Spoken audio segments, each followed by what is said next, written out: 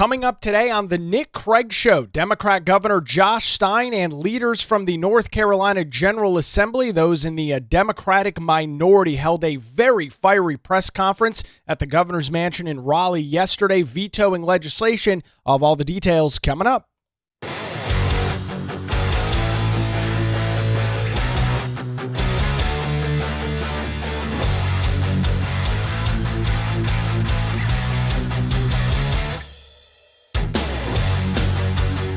And a good Tuesday morning to you. Welcome into the Nick Craig Show, streaming live this morning on YouTube, Rumble, X, and Facebook. Don't forget that you can take the show with you 24/7 on demand. It is real simple and totally free. Just search for the Nick Craig Show in your favorite podcast app. You can also watch a video version of the program on YouTube, Rumble, X, and Facebook. All those links, all the details available over at nickcraig.com. Our program this morning brought to you by the Law Group here in Wilmington. For any legal questions or challenges, lawgroupnc.com. We'll hear more from them coming up a little bit later on in the program this morning.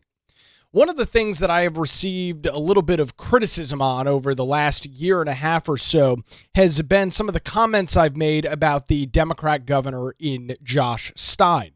Let me reiterate a couple of those points. I have said early on and up till somewhat recently had said that it appeared from all information that was available, from the public commentary, from some of the details that we had received from the governor's mansion, that he had a significantly better relationship with the North Carolina General Assembly early on in his political tenure as governor than the former governor, now turned Senate candidate, Roy Cooper. And I received some interesting comments on that, like saying, oh, no, that's not true. It's a total front. And I'm not arguing, and I'm not trying to sit here and pretend and say that Josh Stein is some middle-of-the-road Democrat. That's not what I'm saying at all. I was simply observing the fact that for a pretty significant amount of time, I'd say at least the first year of his administration, through the General Assembly's long session last year, the governor and the North Carolina General Assembly, which of course is two different political parties, the governor and Josh Stein is a Democrat. The Republicans have a majority in the North Carolina General Assembly. You've got Speaker Destin Hall in the North Carolina House, for the time being, a Senate leader Phil Berger in the Senate. They seem to be able to work together on some pieces of legislation. And that is relevant because under the previous governor in Roy Cooper, that was not happening at all. And now one of the things I also did mention when I was kind of giving you my analysis of this and telling you what I had observed and witnessed is that this was likely a honeymoon period. And in fact, it was a honeymoon period, and I think we saw in great detail yesterday afternoon at the governor's mansion that the honeymoon period is not just all but over, completely over, and the divorce is being filed for between the governor and the North Carolina General Assembly. The governor held a large public gathering at the governor's mansion yesterday, this event to veto House Bill 958. This is a relatively large election bill pushed forward by the North Carolina General Assembly in recent weeks. It was passed both chambers. It had been sent to the governor's desk over the last week and a half or so, and he was running out the clock of whether he was going to sign the legislation, veto the legislation, or the third option, which we've seen in the past from his predecessor in Roy Cooper, allowing that legislation to become law, notwithstanding any of the action from the governor. We have a 10-day clock here in North Carolina. 10 days after a piece of legislation is presented to the governor, he has to act on it. If he chooses not to and doesn't do anything with it, it becomes law automatically.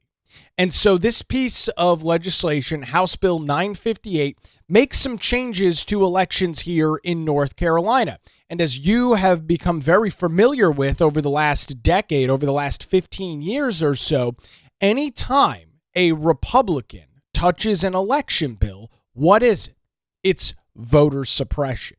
Anytime Republicans talk about things like election integrity, talk about some of the concerns that they have with an election system or a process or the way something is playing out. For simply opening your mouth and discussing those things, you are disenfranchising voters and you are infringing on individuals' rights to cast a ballot, to vote in an election. And I say that because that has been the narrative, that is the meme that you have heard Democrats spew for decades now, but here in North Carolina over the last 15 years since Republicans took control of the North Carolina General Assembly. And as always with these things, it has turned into for me, a boy who cried wolf situation, because literally every single time there is any discussion about elections, not only here in North Carolina, but across the rest of the nation, anytime there's discussions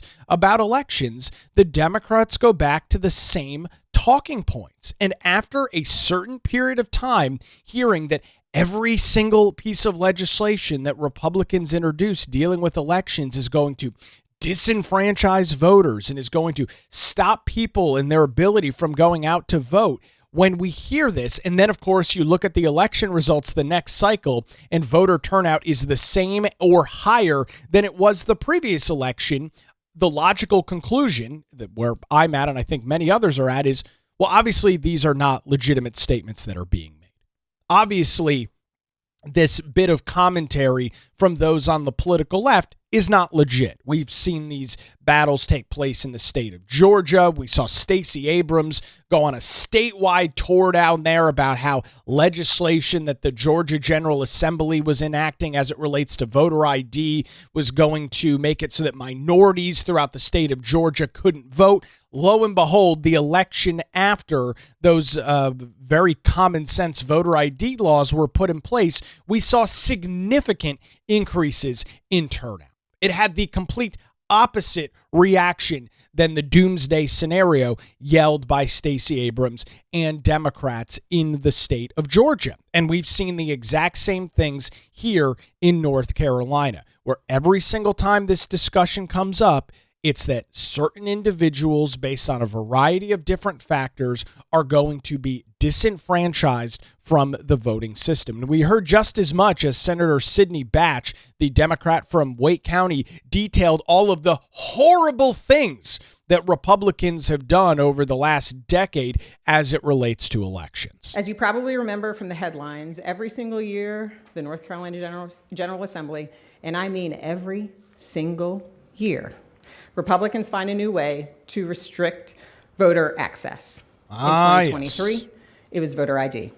In 2024, they took a hurricane relief bill, a bill meant to help families dig out of a disaster, and they buried yet another power grab deep inside the bill, handing over our elections to a partisan auditor.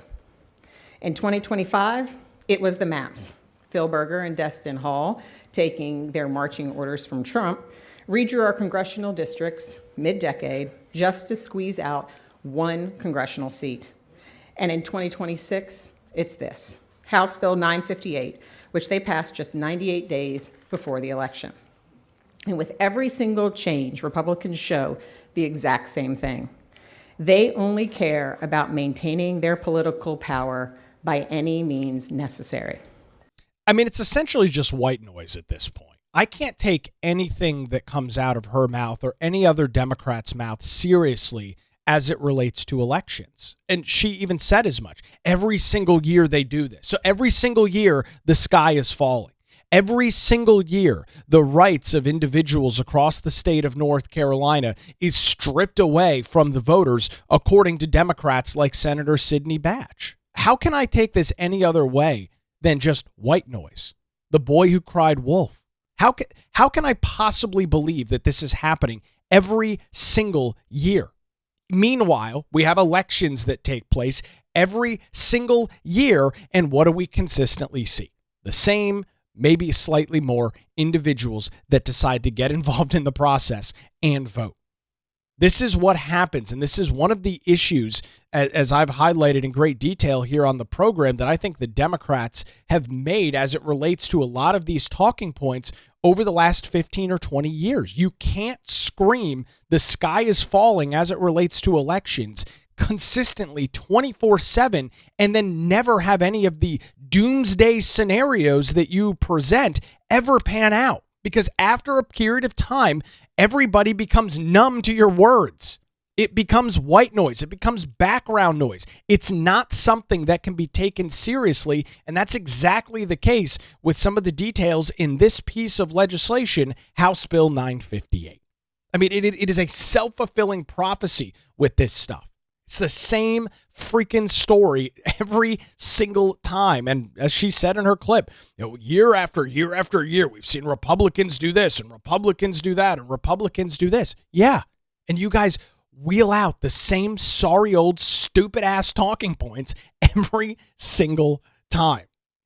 We are continuing with details out of a very interesting Monday in the governor's mansion in Raleigh as Democrat Governor Josh Stein vetoed House Bill 958, a piece of legislation called Election Law Changes. The event that he hosted was dubbed Protect Our Vote, as Democrats once again went back to the well talking about how voter suppression is going to be taking place, that individuals aren't going to have the ability to vote based on your racial background, based on your gender. You're going to have these rights stripped away. These are the same talking points that we have heard consistently from Democrats now for decades. The event included Senate Minority Leader Sidney Batch, the Democrat from Wake County, a Democrat Minority Leader in the House, Robert Reeves, the Democrat from Chatham County, as well as former state representative and current Democrat candidate for North Carolina's 11th Senate District, James Gillard. It, of course, also included the governor in Josh Stein. We just heard a little bit from Sidney Batch about some of the history as Republicans continue to strip away and erode the rights of voters here in North Carolina. And to her credit, she was pretty blunt. She pretty much said bluntly, Republicans, well, they just don't care about you. Like when they handed the state auditor even more power over elections and ordered him to randomly audit all of our county boards of elections across the state. Or what about the voter roll purge that you better not be caught dead on, literally, because they ensured that you have no process to fight it before your name is removed? Or what about the cuts to early voting during primary elections? Because after all, in a gerrymandered state like ours, where nearly every district is decided in the primaries, they, and sometimes just by a few votes, they cut early voting by a week. And if you don't think that's intentional, just ask Phil Berger. All right, so there's a couple of things here that I have to dispel from the great minority leader in the North Carolina Senate. A, I'm not interested in hearing the Democrats talk about gerrymandering. I am not going to partake in that conversation. For more than 130 years here in North Carolina, Democrats had exclusive control over maps, which was their right to have. Our Constitution lays out very clearly the process. If you are the political party in charge within the General Assembly, you have the right to draw maps. That is the process. Democrats were fine with that process up until 2011 when Republicans flipped control of the North Carolina General Assembly. If Democrats were so worried about one-party rule, if they were so worried about the political nature of map drawing, which is inherently a political practice, then they had 130 years to change the process here in North Carolina. Surprise, surprise, they had no interest in doing that. Why? Because they thought they'd never lose control of the General Assembly. 2010 came in like a freight train, knocked them out of their majorities, and the Republicans have been in control ever since. So I am not interested in getting preached to by Democrats about gerrymandering of maps. Both parties do it. You could argue it's not good. You could argue it's not right. The process needs to be changed. That's all fine and dandy. I'm waiting for Democrats to take the first step. Yeah, this is another situation where Democrats want to play by one set of rules and expect Republicans to play by another. It's okay for them to gerrymander maps. And then when Republicans get control, we need to look at this process. We need to implement a nonpartisan group of individuals, which of course we know, wink, wink, nod, nod, nonpartisan means a bunch of Democrats to draw maps. So it's good for them to draw maps, but it's, of course, a threat to our democracy when it is Republicans drawing maps. She talks about shrinking the length of early voting, which is, in fact, one of the provisions of House Bill 958 in North Carolina, which, of course, would not be relevant for this election. This would deal with primary elections, shrinking that early voting period from 17 days to 10 days. And I guess it's accurate to say that Senator Batch has not spent a lot of time out at early voting, because I have, and I have stood out there for hours during that 17-day period where not a single person comes and votes. And it is particularly that first week of early voting, after the first day when early voting opens, that you stand out in a parking lot in front of an early voting location for hours on end in the middle of March when it's free, or in the middle of, or early parts of March when it's freezing outside. Stand there twiddling your thumbs while maybe 2 voters an hour trickle into the center. The early voting 17-day period we have here in North Carolina, especially in primaries where less than 20% of people vote, is absurd. It is a strain on the budgets of the County Board of Elections. It is a strain on the candidates. It is a strain on the volunteers and all of the people that make the election process happen. I have literally stood out there for hours and not had a single person come and vote. And that wasn't just a one-off thing. This happens every single primary election. Why? Because voter turnout is low. People don't vote in primaries. We don't need 17 days of primaries. You can look at some of the voting statistics across North Carolina. You have major counties that see just a couple of hundred votes during these days. I've been there. I've done it. Literally did it earlier this year. Stood out in the cold with hand warmers on in late February, hoping that somebody would come and vote, and stand there for hours with nothing happening. Let's wrap up these comments here from Senator Sidney Batch, who obviously has spent no time during the election process at all. And when this bill came to the Senate floor, my fellow Democratic colleagues stood together, and we went ahead and we fought back against the Republicans. Yep, but you lost. We brought more than half a dozen amendments to fix their manufactured mess.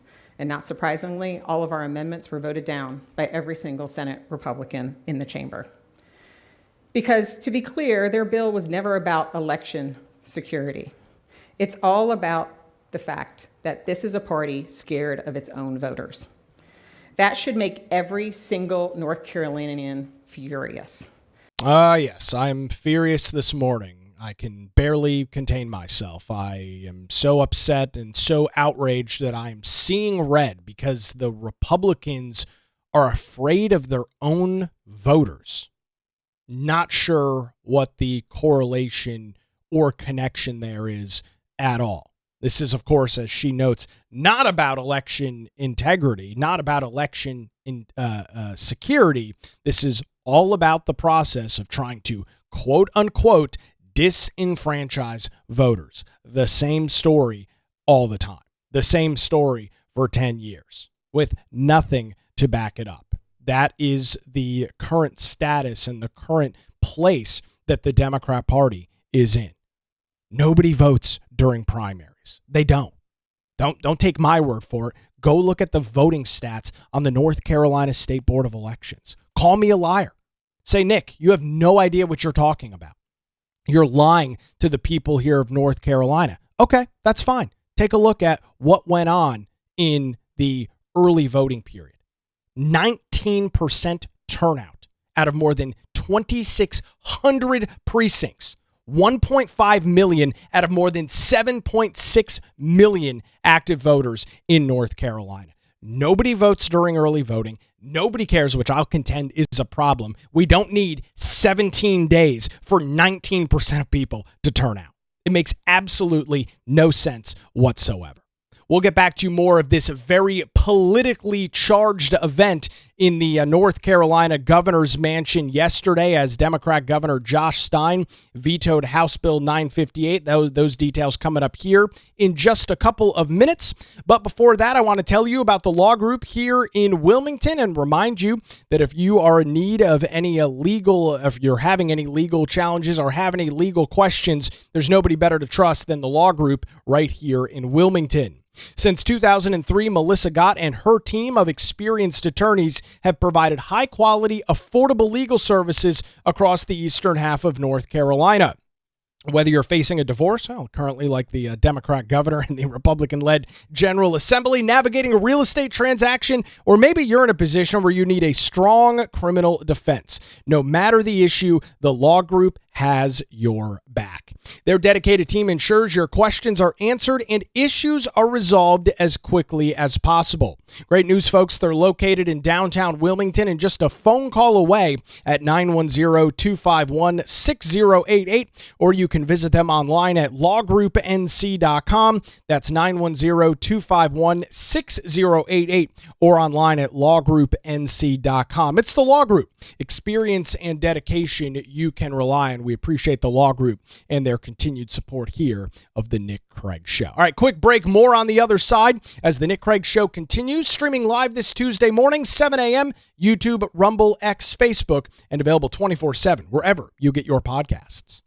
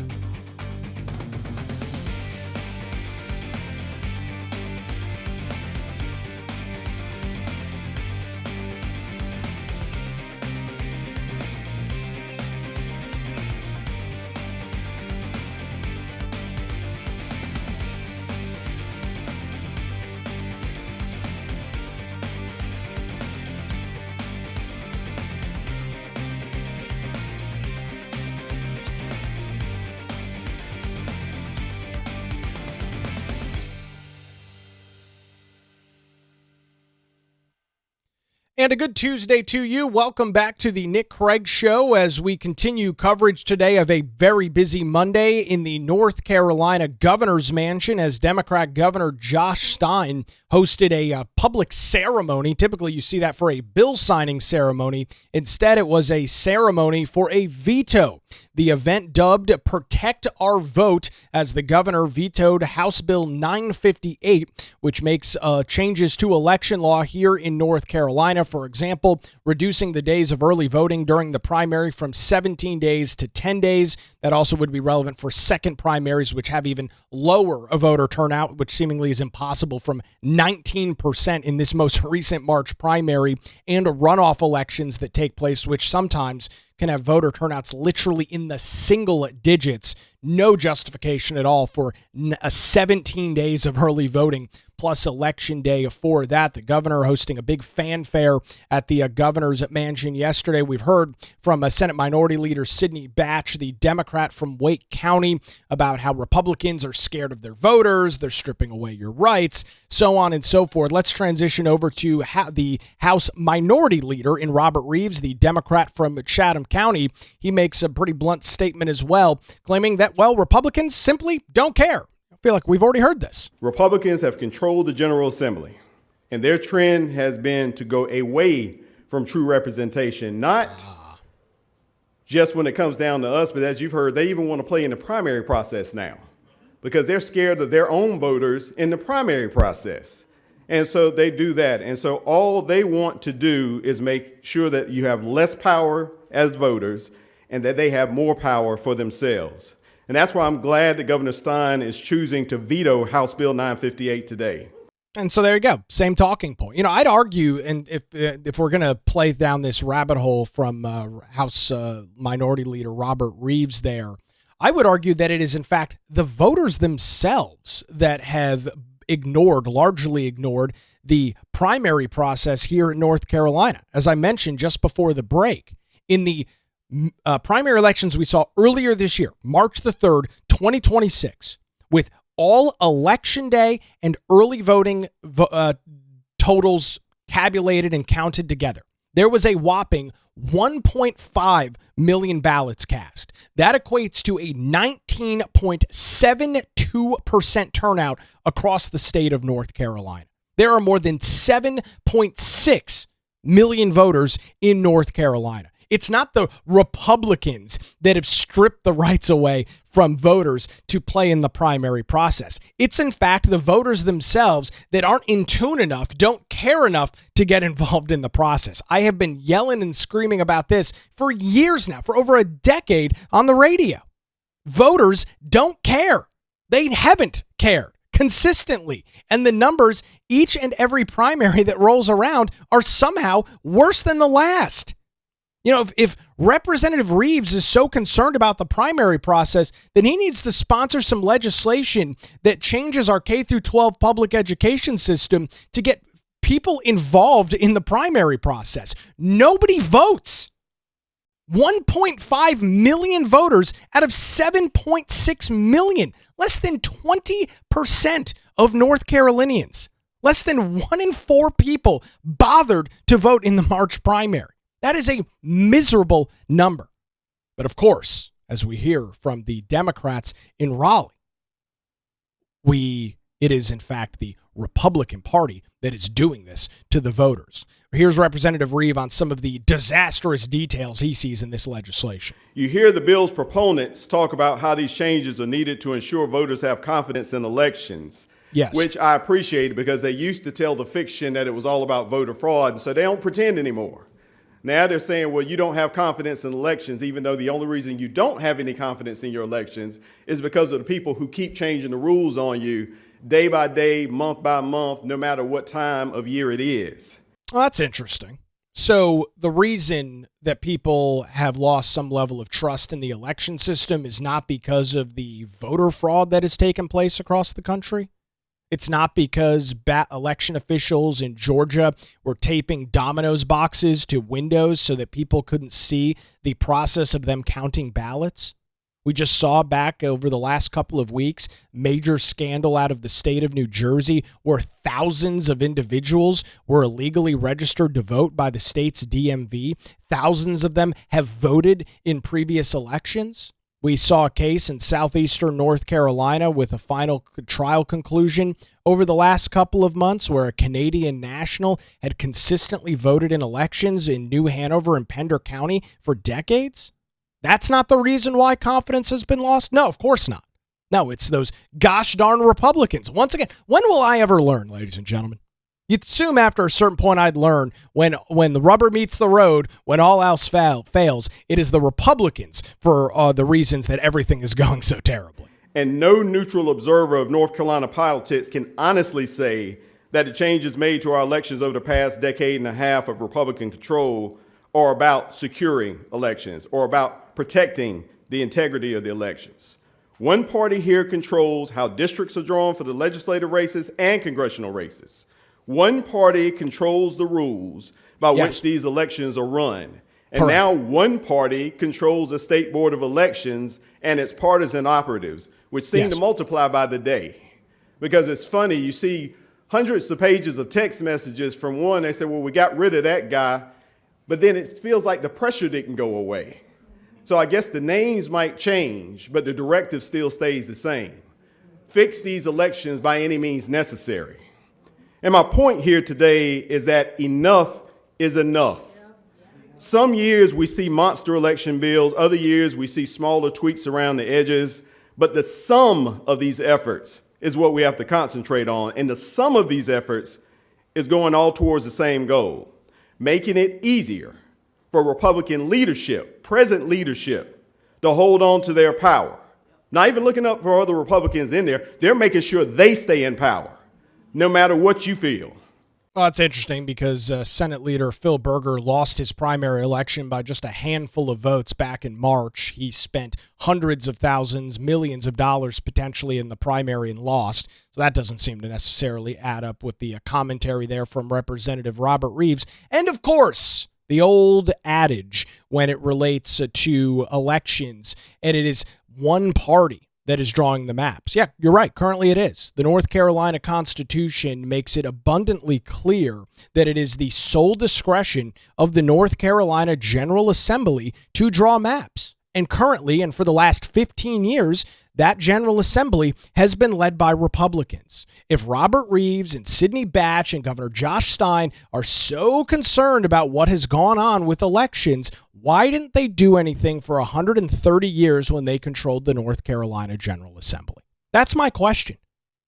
You guys controlled the General Assembly up until 2010, and it's amazing to me that the one-party rule, the one singular party that got to draw maps prior to 2010, amazing to me that the Democrat Party, who drew maps like this one from 1992, which had North Carolina's 12th congressional district that ran all the way from Charlotte to Durham. In some areas, the district was no wider than Interstate 85. It's amazing to me that that Democrat Party didn't take their own rights away in their ability to draw maps prior to 2010. And see, this is once again the moving of the goalposts. When Democrats are in charge, which they had been in charge of the General Assembly for 130 years, they had previously been in control of the North Carolina State Board of Elections, that's A-OK. That's good. We like that control because, of course, as a Democrat party, they do want power, as every political party does. But now that Republicans have the majority, the process needs to be flipped upside down. Now that Republicans have the ability to draw maps, which again is very clearly laid out in our state constitution, it's a crisis. It's a major problem. The sky is falling. Democracy, as we know it, is ending right in front of our very eyes. That wasn't the case when Democrats were drawing maps like they were in the mid-90s, which were gerrymandered to hell and back. Wasn't a problem then, but it's a problem now. Why? Because Democrats never thought that they would lose. They were high on their own supply and thought they would retain a majority in the North Carolina General Assembly forever. That's the long and the short of this story. And now that they aren't in power, now that the Republicans have the ability to, follow state law, follow the state constitution, something that we know Democrats have no interest in doing, no interest in playing part in at all. Now it's a major problem. Now it is the end of the world. Now things have to be changed. It's totally ridiculous. Rounding out our coverage of a busy Monday in Raleigh as Democrat Governor Josh Stein, alongside other Democrat leaders who you've heard from here in North Carolina, held an event called Protect Our Vote, where the governor vetoed House Bill 958. We've heard from Senate Minority Leader Sidney Batch. We've also heard from House Democrat Minority Leader Robert Reeves as well. Batch from Wake County, Reeves from Chatham County, hearing some of the back and forth from them about how it's once again Republicans destroying everything here in North Carolina. We also heard from former State Representative James Gillard, who's a pastor here, is currently running for State Senate District 11. He claims very clearly this is just a voter suppression bill. I cannot honestly call House Bill 958 an election law change bill. It's really an election manipulation bill. It's really an election suppression bill. Of course. Because when legislation makes it harder to vote, creates uncertainty after Election Day, and expands opportunities to challenge lawful ballots, it does not strengthen democracy. It actually weakens public trust. And so today, Governor Stein has chosen to stand on the side of fairness. He has chosen to stand on the side of public confidence. He has chosen to stand on the right of every eligible North Carolinian to participate in our democracy. Do you think the Democrats that proclaim this stuff actually believe it? I don't. I mean, it comes across like they do. Yeah, they speak a little fiery. Maybe they'll throw in a bad word here or there, right? We heard from Sydney Batch in her very cringeworthy social media post a couple of weeks ago saying the F word. Ooh, spooky. Edgy, real hardcore, throwing some profanity here and there. Do you think Democrats actually believe this stuff? Do you think they really believe that voter suppression is going to take place? Because if they did, how can they say this with any sort of confidence after running this same narrative out consistently for the last decade? None of their doomsday scenarios have come even close to playing out in practicality. And that's not just a North Carolina issue. I gave you the example earlier of Stacey Abrams down in Georgia. She literally spent millions of dollars going across the state telling people that their rights were going to be restricted because of voter ID. And lo and behold, there was record turnout in the next election with voter ID. We saw similar situations here in North Carolina. And of course, typical, Democrats want to be able to change election laws. They want to be able to draw maps when they're in charge. And when Republicans are in charge, what should the solution be? Instead of passing voter suppression bills, how about we pass legislation that removes future election law changes from partisan hands and places them in an independent, nonpartisan citizen commission? Because at the end of the day, election law should be people above power, people above politics, people above partisanship.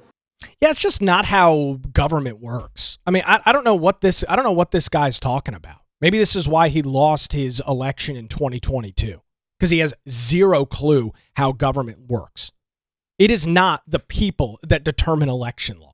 It is the government that they've elected, at least here in North Carolina, that get to decide that. That's our process. Our state constitution, which Democrats could have changed at any point in the 130 years that they controlled the General Assembly prior to 2010, they could have changed that and, in fact, allowed the people to decide what maps looked like. They could have, in fact, changed the Constitution to give voters the ability to decide what election law would look like. They chose not to. Why?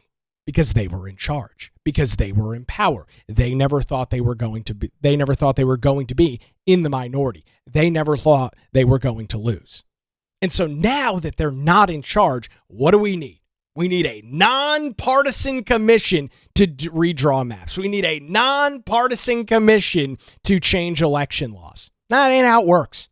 Republicans won in 2010. They've controlled the General Assembly for the last 15 years. When we're in charge, we get to govern. The same way that when Democrats are in charge, they get to govern. While I might not like how the Democrats govern, if they win elections, if they gain majorities, they get to lead. And it's the same way with the Republicans. I'm not ashamed that Republicans are leading. I'm glad they are. I wish they'd put the pedal to the floor. Break it through the bottom of the car for all I care. We're in charge. We won. We get to govern. We get to lead. You guys are in the minority. Voters have rejected you for the last 15 years. I'm not interested in what you have to say. The same way that the voters across North Carolina aren't interested either. If they were, Democrats would hold some majority somewhere in the General Assembly. Republicans are one vote shy of a supermajority in the House and hold a supermajority in the North Carolina Senate. That's the process.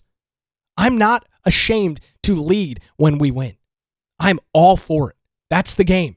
That's politics. If you don't like it, get out of the arena. It's totally insane. We won. We are in charge. We are in the majority. We're going to govern, whether you like it or not, and we don't need your permission to do so. Wrapping up, here's Governor Josh Stein, the MC of the event, talking about his issues with this legislation. Here's what's wrong with the bill.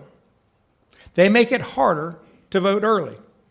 They're slicing a full week off of early voting in the primary. Good. About It's a waste of time. 200,000 North Carolinians voted in the first week of early voting this year. And if you vote early in the general elections, this bill makes it easier for partisan officials to throw out your vote for up to 3 days after the election is over. More than 4 million North Carolinians voted early in 2024. It is far and away the most popular way that folks vote in our general election. So if you are lawfully registered, show your ID and vote early, some sore loser could still try to throw it out after the election is over. Your leaders should respect your vote, not restrict it. Well, I don't know that there's any restriction going on there. If there is a reason to believe that you casted a ballot under false pretenses, if there is reason to believe that maybe you're not a legal U.S. citizen and don't have the right to vote or have voted multiple times or a variety of other issues, your vote should in fact be challenged. As somebody in southeastern North Carolina where Dennis Bouchard, a Canadian national, had been consistently voting in elections over the last 20 years in New Hanover and Pender counties, my vote was nullified by him because he was a radical card-carrying Democrat. My vote was nullified by a Canadian national that did not have the right to vote. And Governor Stein doesn't think that that's a problem. Elections administration in North Carolina has always been done by nonpartisan elections professionals. Not true. It's been But Democrats the auditor for has decades. politicized the administration of our elections, appointing the former executive director of the state Republican Party as his liaison to the county boards of elections. These partisans are scared of student voters like Shia, so they went after early voting sites on our college campuses. They're scared of black voters, so they went after Sunday voting. And they're scared of early voters, so they told county boards of elections where to allow early voting and when. It is wrong, and I am fed up. He is fed up, ladies and gentlemen. The governor is fed up, and cutting early voting from 17 days to 10 days is, in fact, say it with me, racist. Ah, yes. The good old race card there from Democrat Governor Josh Stein. Because for whatever reason, I guess the first week of early voting, it is not racist if people go and vote. But if you show up in the second week of early voting, when most people do during that 17-day window that has existed, that is not racist. And by restricting and cutting the early voting period from 17 days to 10 days, I'll mind you, in primaries where, as I've already highlighted, nobody votes anyway, for doing that, the North Carolina General Assembly, more importantly to note, the Republican-led North Carolina General Assembly is acting like a bunch of racists. Wow, haven't heard that before. We've heard this with every map that's been drawn. We heard this with voter ID, which over 60% of North Carolinians supported in a constitutional amendment. Yet, contrary to all of that, Democrats wheel out their favorite card, the race card, so that they can claim that Republicans are doing this with racial motivation. It is white noise. It is boy who cried wolf. Nobody believes any of the words coming out of the Democrats' mouths. Nobody believes it. I put zero stock into this press conference. It ran about 40 some odd minutes yesterday. Listened to it in its entirety, re-listened to it and watched it again, pulling clips. I just roll my eyes. It's literally background noise. There's nothing interesting in it. There's nothing that is earth-shattering in it. There's no useful insight that's in it. It's the same sorry-ass talking points that they have wheeled out for 15 or 20 years now. It's old. It's stale. It's boring. How many times can you claim that Republicans changing voting laws is racist? This was the whole reason for voter ID, right? This is what they claim. Voter ID was done to discriminate against racial groups. Well, voter ID has been enacted here in North Carolina, and there has been no public reporting from any news outlet in the state of North Carolina. The News and Observer, WRAL, WUNC, all these left-wing publications, not a single one of them have run a story talking about how an individual here in North Carolina, based on their race, was denied access to vote. Why? Because the whole thing is total bullshit. It's never existed. It was never going to exist. We saw the same thing down in the state of Georgia. It didn't materialize. It didn't exist. It's never going to. This is the Democrats' old strategy of the bigotry of low expectations, where they believe that certain people, based on their race, are incapable of following a process, getting an ID, which I'll contend nearly everybody has anyway. And if not, following the process of voting without an ID, because there is in fact a voter exemption form that exists here in North Carolina if for some reason you don't have a valid form of identification. So the governor and his pals in the Democrat minority in the North Carolina General Assembly, who have been getting their teeth kicked in for the last 15 years now, they can enjoy their little parade in Raleigh. They can enjoy their action day, their Protect Our Vote day. The North Carolina General Assembly is going to come back in mid-November after the election. They're going to override this veto. It's going to become law, and Democrats can kiss my ass. I don't really care. It's over. You guys have not proven to North Carolina voters, the more than 7.6 million residents in the state of North Carolina, that you have a decent idea to bring forward. If you had, you'd not be in the deep deficits that you are right now in terms of your minority status in the North Carolina General Assembly.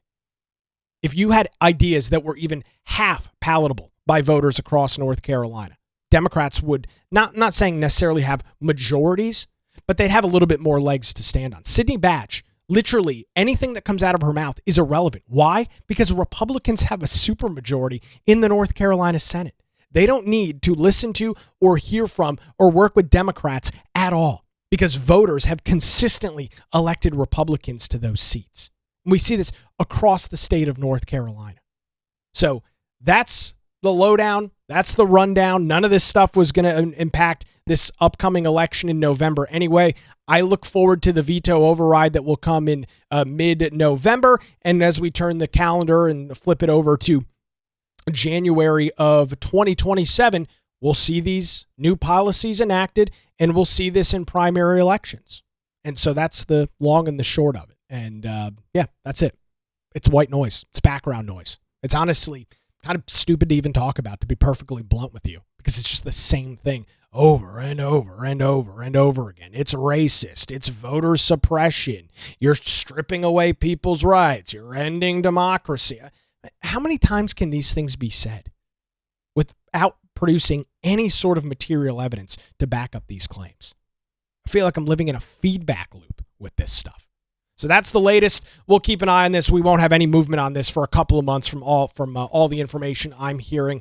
Lawmakers will be back after the election in November, which will be in a couple of very interesting weeks as we approach the end of the year. We'll bring you the latest right here on the Nick Craig Show.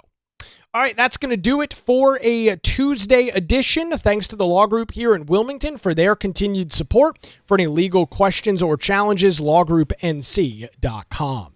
The Nick Craig Show streams live weekday mornings, 7 a.m., YouTube, Rumble, X, Facebook, available 24/7 in your favorite podcast app, and heard weeknights, 9 to 10 p.m. on WBT Radio in Charlotte. Enjoy your Tuesday. We'll do it again tomorrow morning right here on The Nick Craig Show.